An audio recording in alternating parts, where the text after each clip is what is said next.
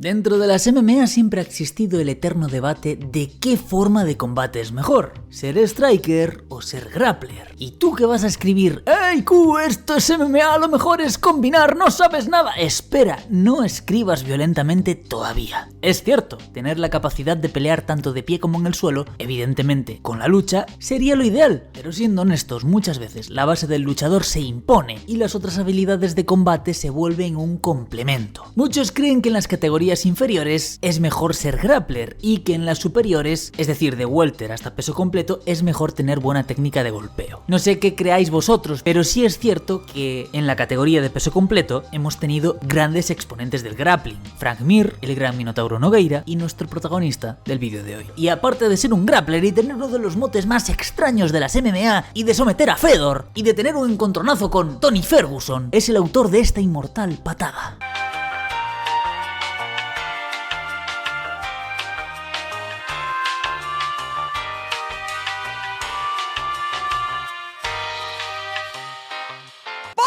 Así que porque puedo darle la bienvenida al verdadero primer campeón español dentro de UFC, el gran Fabricio Werdum.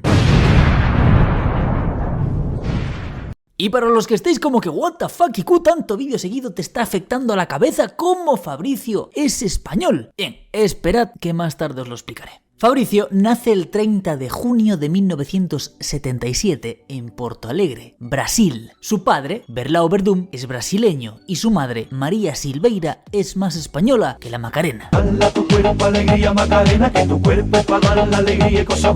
Nuestro prota pasó los primeros años de su vida viviendo con su padre en Brasil, ya que su madre volvió a España. Pero Fabricio era un niño con mucha energía que vivía siempre en constantes problemas en la escuela y en su barrio. Con el tiempo empezó a pasar las navidades con su madre y a los 9 años trató de vivir con esta en Madrid, pero simplemente no se ajustaba, por lo que apenas pasados unos meses su madre lo mandó de vuelta a Brasil.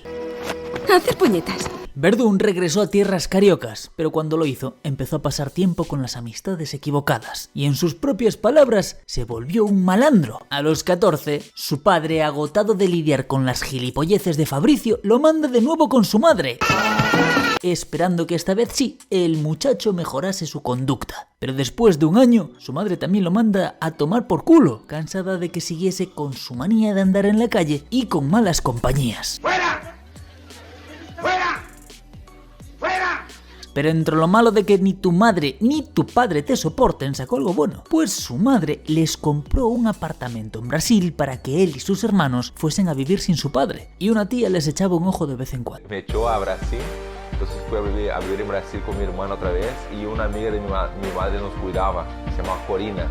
Pero Fabricio seguía con su actitud de todo me chupa un huevo, trayendo amigos a la casa que se comían todo y luego él llamaba a su madre para que le diese más dinero. Pero un buen día su madre le cerró el grifo y Werdum tuvo que empezar a trabajar. Este ha dicho que trabajó haciendo tortas, en pollerías y hasta vendedor en tiendas de zapatos. Con el tiempo, su madre les acabaría enviando dinero de nuevo, pero el trabajo había hecho al parecer madurar un poco más a Fabricio, quien seguía trabajando a pesar de no necesitarlo. Capitalismo, ahorro y trabajo duro, no hay otra cosa. A los 20 años conoce el jiu-jitsu brasileño y la forma de hacerlo es bastante curiosa. Este tenía una novia, pero el exnovio de esta pasaba mucho tiempo en la casa de la chica, pues era amigo de la familia. Ya sé, todo aquí son banderas rojas. Espera, un día estaban en la playa en grupo y el susodicho exnovio estaba haciendo técnicas de jiu-jitsu con algunos de los amigos presentes. Pues este exnovio entrenaba el arte suave. En un intento por hacer lucir mal a Fabricio, esto le invita a probarse en un soltiño o la famosa vamos suave. Todo aquel que haya hecho grappling sabe que vamos suave es la peor trampa de la historia. En fin, Fabricio, con su mentalidad de pandillero, acepta el desafío y en menos de 10 segundos estaba atrapado en algo que jamás había visto y que con el tiempo lo haría famoso: un triángulo de piernas. Este dice que ya se le estaban apagando las luces cuando el ex de su novia lo soltó. Su novia, con algo de decepción por lo ocurrido, le dijo la frase que lo impulsaría: creo que deberías entrenar jiu-jitsu.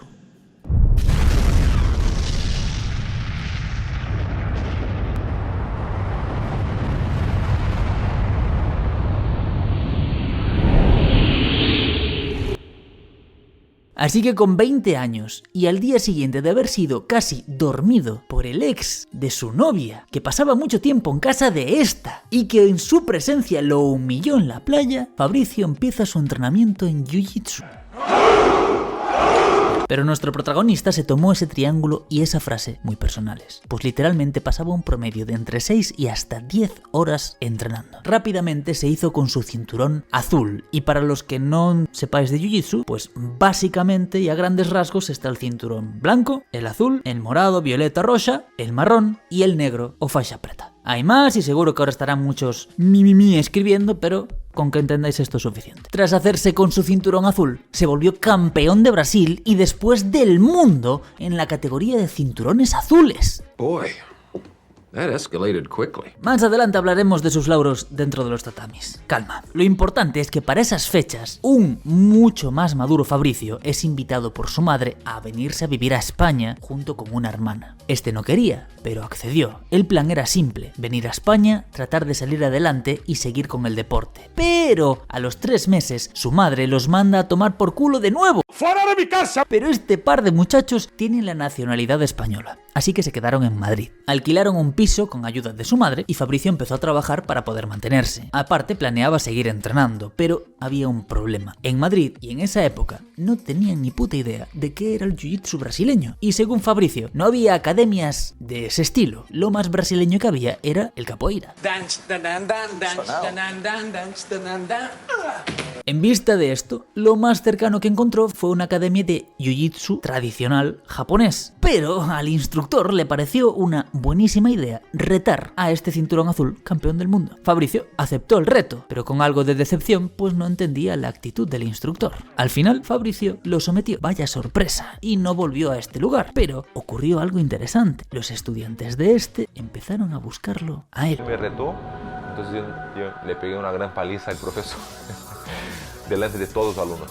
Con el tiempo, empezaría a entrenar con la selección nacional española de judo, y esto le sirvió para mejorar su juego de proyecciones. Pero cuando los judokas caían, eran rápidamente sometidos, por lo que, y de acuerdo a las palabras de Fabricio, el sensei de la selección le pidió compartir las técnicas de jiu-jitsu brasileño con sus judokas para mejorar con estos ese área. Y esto merece un IQ punto, porque de eso se trata, de aprender de otros estilos y de trazar puentes entre ellos y así convertirse en un mejor artista marcial, o eso es lo que yo pienso.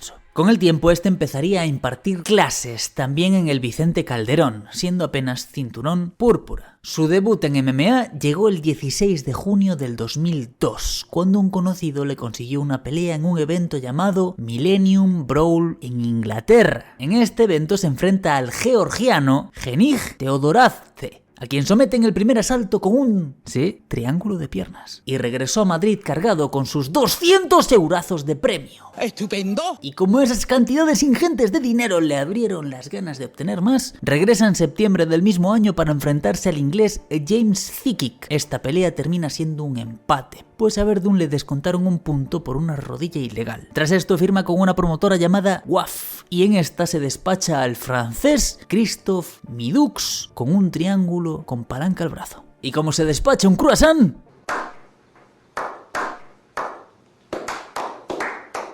Tras estas presentaciones, vuelve a su tierra natal haciendo un par de peleas en Brasil, en el Jungle Fight. En la primera pelea derrota a Gabriel Gonzaga por KO técnico a fuerza de golpes, y en la segunda le receta un KO a Ebenzer Fontes Braga en el segundo asalto. Fabricio ha dicho que una de sus metas al iniciar su carrera como luchador de MMA era lograr pelear en la mejor empresa de MMA del mundo. ¿UFC? Pride.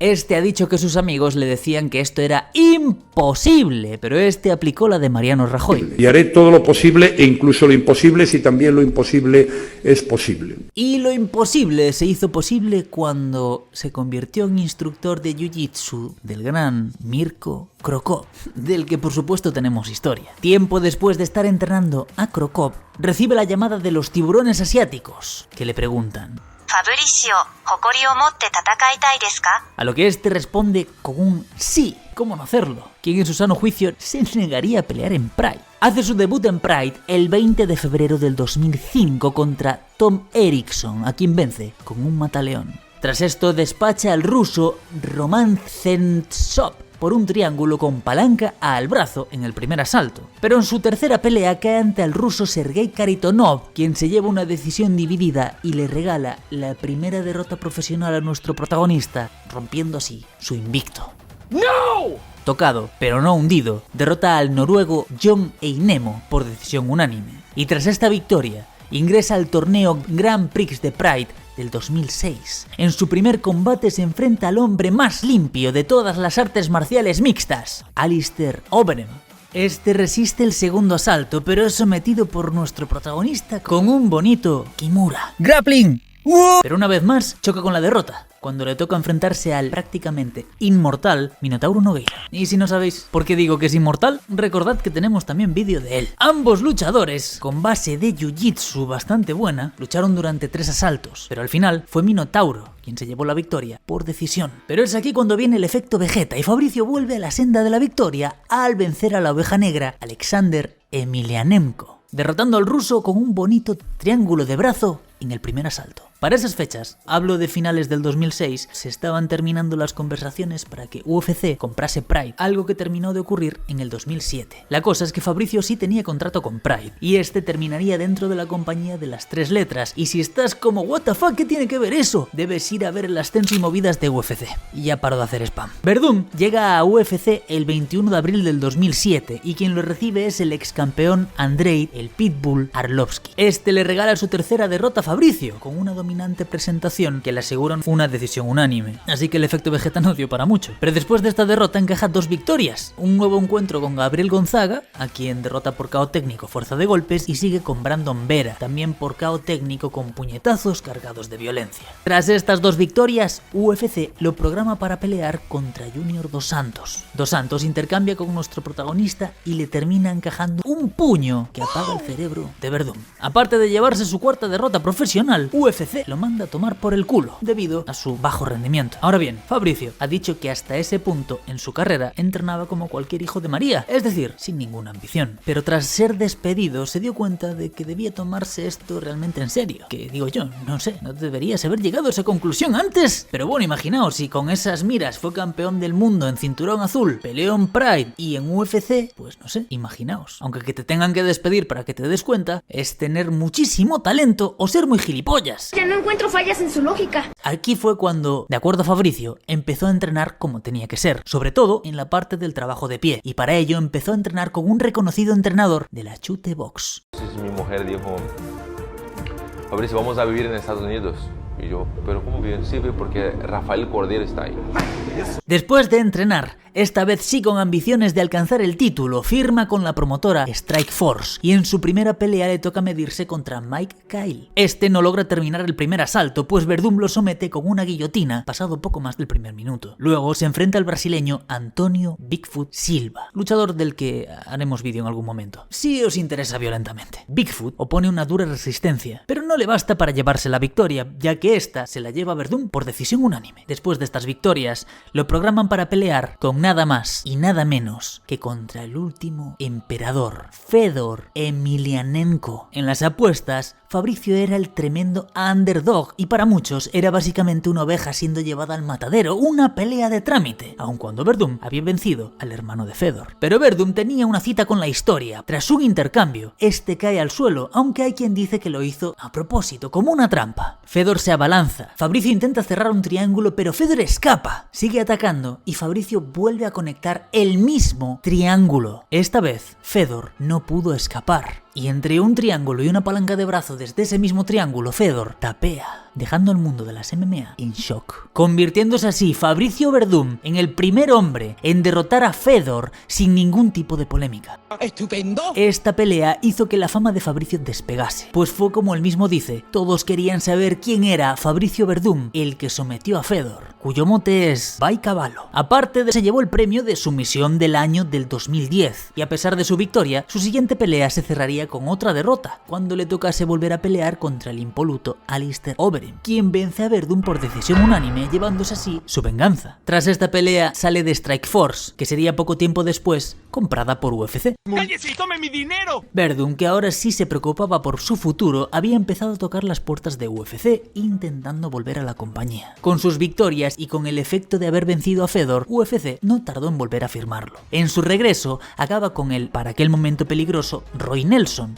a quien domina y se asegura una decisión unánime. Tras esto despacha a Mike Russo por KO técnico, cortesía de unos buenos puñetazos, y vuelve a chocar con Minotauro Nogueira, pero esta vez es nuestro protagonista el que se lleva la victoria, sometiendo a Minotauro con un armbar. Después de esta pelea ya se hablaba de un posible combate por el título, pero para ello tendría que superar a Travis Browne, el esposo de Ronda Rousey. En este momento Travis era un fuerte contendiente y una vez más Verdum llegaba por debajo en las apuestas. Pero llegados al combate y nada más desde el inicio, estaba claro que este sería entretenido y no decepcionó. Pero más que una pelea, esto fue una paliza y Verdum era quien la estaba dando. Es más, él mismo admite que la mejor pelea de su carrera es esta, y sin embargo duró los 5 asaltos. 5 asaltos apaleando a Browne y llevándose una decisión unánime. El 15 de noviembre del 2014, UFC lo pone frente a un conocido de este canal, Mark Hunt. El combate era por el título interino de peso completo y se extendió hasta el segundo asalto, donde nuestro prota sacó la mejor parte, pues el grappler derrotó a este luchador de K1 con un tremendo rodillazo volador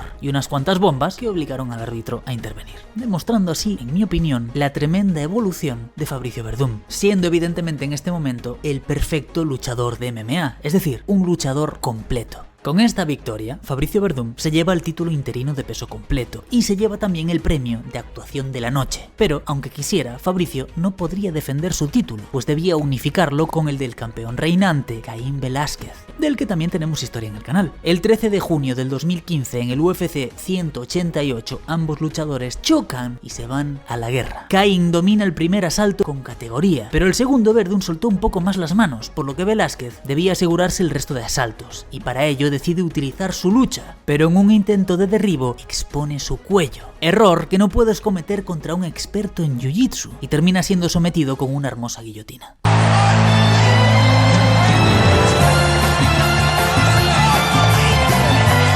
Creo que deberías entrenar jiu-jitsu. Convirtiéndose así Fabricio Verdum en el nuevo poseedor del título de los pesos completos de UFC, siendo de facto este brasileño español el primer español en llevarse el título de UFC. Y aparte se lleva el premio de actuación de la noche. Pero su primera defensa no acabaría de la manera que este desearía, pues le toca enfrentarse nada más y nada menos que contra Steve Miocic. La pelea se lleva a cabo en el UFC 198 y prometía ser una guerra, pero no lo fue tanto, pues Miocic apaga el cerebro de nuestro protagonista con un KO espectacular que lo deja sin su título, sin su defensa y por lo tanto sin llegar a ser un campeón completo. ¡Es mentira! Tocado pero no hundido, lo programan para pelear de nuevo contra Travis Browne. Fabricio decide entonces ajustarle la mandíbula y la cervical con una patada voladora a lo Bruce Lee, y después de la patada, Verdum dominó por completo la pelea, llevándose una decisión unánime, otra vez. Tras este triunfo, UFC lo vuelve a programar para pelear contra la farmacia ambulante Alistair Overeem, enfrentándose estos por tercera vez, y después de una guerra de 3 asaltos, Overeem se asegura una decisión mayoritaria, llevándose en esta trilogía la victoria. Para este punto su récord estaba en 22-7-1, pero pronto sumaría 2 victorias más, la primera contra Walt Harris en el UFC 216 por sumisión con armbar y la segunda contra Marcin Tybura por decisión unánime. En las actividades de prensa del UFC 216 es cuando tuvo su famoso roce con el cucuy Tony Ferguson, que me veo obligado a poner aquí. Cuando yo estoy hablando, necesito cállate. Es tu problema, cállate tu puta madre, maricón. No me vengas a hablar así, que no es así que funciona, Tú vas a hablar así con tu división, conmigo no vas a hablar así, maricón.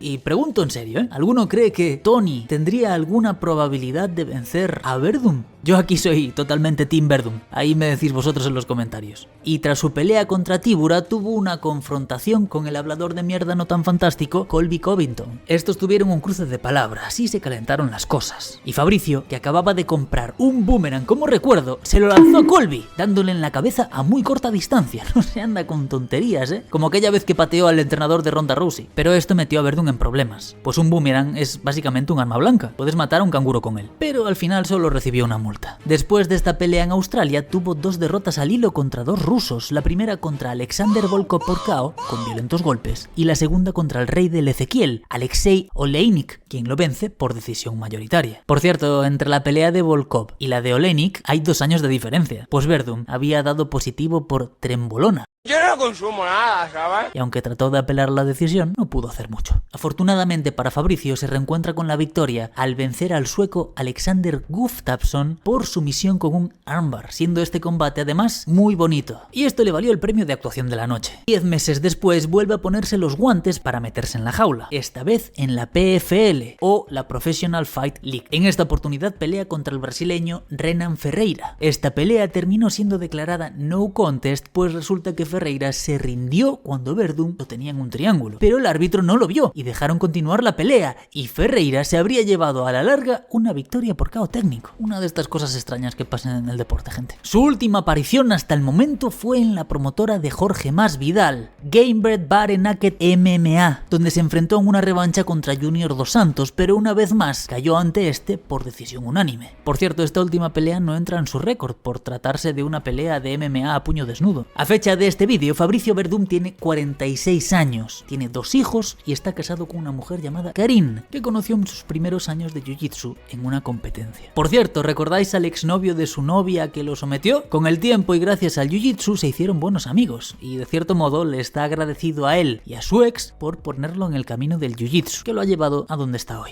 Qué agradable sujeto. A fecha de este vídeo tiene 24 victorias, 9 derrotas, un empate y un no contest, lo que lo ubica en este puesto en la lista de victorias puras de MMA. La historia de Fabricio Verdum, sin duda, es una muestra de que la vida da muchas vueltas, de ser un joven problemático a entrar en el deporte por la vergüenza de ser sometido y encontrar allí una actividad en la que es bueno, sacando lo mejor de sí mismo, al punto de volverse campeón mundial y una estrella del deporte de las MMA. Su sangre española le hizo desde luego conquistar títulos y acumular oro. Y es que sí, aunque a muchos no les termine de cerrar, en términos legales y hasta tradicionales, Fabricio Verdum es, como decía, el primer campeón español. Tiene la nacionalidad adquirida por su madre, no solo en términos legales, sino por sangre. Y muchos de vosotros que estabais en los comentarios del vídeo de Topuria en modo de ¡Hey, Q! Fabricio fue el primero, no sabes nada, mimis. Sí lo sabía, hijos de puta. Pero quería armar un poco de controversia en los comentarios, cosa que tampoco ocurrió. Pero tal vez con Verdum y Topuria podamos sacar una estadística de mi país, y es que por ahora para ser campeón de UFC español primero tienes que tener la doble nacionalidad. Shut your mouth, mate. Evidentemente en España la victoria de Fabricio no se sintió como la de Topuria, porque Topuria ha sido aquí muchísimo más mediático, es muchísimo más mediático, y de hecho en España y para el deporte aquí, pues es un hecho que Topuria está haciendo y va a hacer mucho más de lo que ha hecho Fabricio, y probablemente Fabricio, aunque ha dicho en varias ocasiones que le da mucho las gracias a España, e incluso ha salido con la bandera de España y la de Brasil, a mi entender no se siente tan español como si lo hace Topuria, pese a no tener la sangre como Verdum. Como fuere, a mí el de donde sean los campeones la verdad es que me chupa un huevo, a mí me interesan sus historias y sus combates. Verdum ha sido 3 veces campeón mundial de Jiu-Jitsu, 2 veces campeón mundial de peso completo de ADCC y campeón europeo de Jiu-Jitsu, campeón interino de peso completo y luego campeón indiscutido de peso completo de UFC. Y pensar que quizá esto no hubiese ocurrido si no fuese sometido por el ex de la que era su novia, me parece una locura. Pero así es la vida, colegas, una decisión puede cambiarla, así que si te encuentras en una encrucijada, piensa, ¿qué haría Verdum? Gracias por estar ahí, gente.